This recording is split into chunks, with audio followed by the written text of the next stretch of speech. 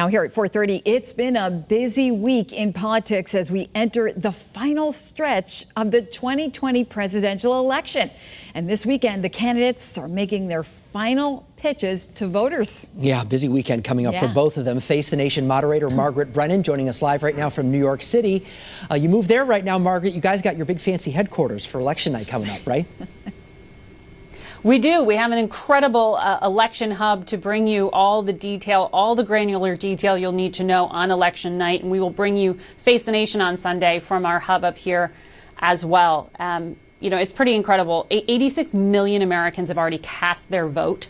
We haven't seen numbers like this. In the state of Texas, for example, they've already exceeded the number of votes they had back in 2016. So this is a really energized country, and it's going to be an exciting election to watch. For the candidates, they're trying to make their closing arguments in these final 4 days. For Joe Biden, he wants the country to judge President Trump based on his handling of the pandemic, which he argues is grossly inadequate given the number of hospitalizations and infections that continue to rise.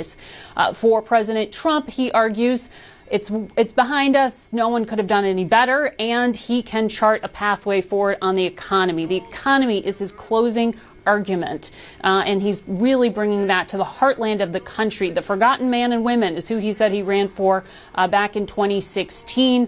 Joe Biden is trying to convince that white working class that the Democratic Party is still a place for them. If they tried out Trump 4 years ago, that they should try out Joe Biden now. So they're really making a play in these final days for that same demographic right in the heartland of America.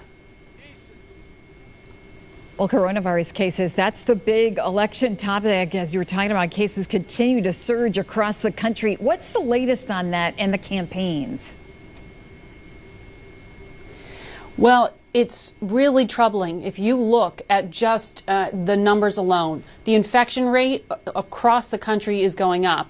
But specifically, the hospitalization rate, which is a way to judge this and take the politics out of it. This is a way to judge just how sick people are getting. The hospitalization rate is going up. People are still very much getting ill, particularly in the states you're seeing that peak. Wisconsin, Michigan, Ohio, they are really hurting right now. That's why it's so interesting to see these last few moments of the campaign come down to those same states in many ways.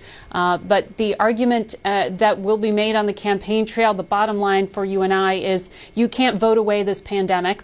You can certainly cast a vote to judge the president's behavior and say perhaps Joe Biden would do a better job.